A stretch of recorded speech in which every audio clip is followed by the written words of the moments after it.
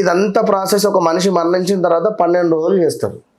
ఎవరైతే చేయకుండా ఏమున్నదిలే అని చెప్పి వదిలేసి 3వ రోజో 5వ రోజో ఎక్కడిదక్కడ దులుపుకొని వెళ్ళిపోయే వాళ్ళు ఉంటారు. సో ఈ క్రమంలో గోదానము ఇవ్వాలి. దశదానాలు ఉంటుంది. 10 దానాలు 10 తీర్ల దానాలు ఉంటాయి.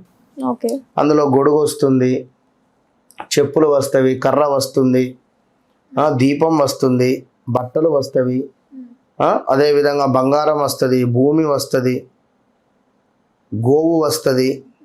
ఇట్లా దశదానాలు ఇచ్చుకొని ఆ ఆత్మను మనము సంతృప్తికరణ చేస్తే ఎలాంటి ఇబ్బంది ఉండదు. ఎలాంటి ఇబ్బంది ఉండదు. మనం ఏదైతే చేయకుండా వారిని ఇబ్బంది పెడితే మనకు ఇబ్బందే ఉంటుంది. కనుక ఒకవేళ అలా జరిగింది అని అనుకునేటువంటి వారికి ఇప్పుడు మన ఆధ్వర్యంలో చేపిస్తూ ఉన్నాము. గోకర్ణ క్షేత్రంలో విశేషంగా నారాయణ నాగబలి, మోక్ష నారాయణ బలి. ఇంద్రా మోక్ష నారాయణ బలి అంటే చనిపోయినటువంటి వారు ఎవరైనా ఇక్కడ వారి ఫ్రెండ్కి కూడా పెట్టుకోవచ్చు.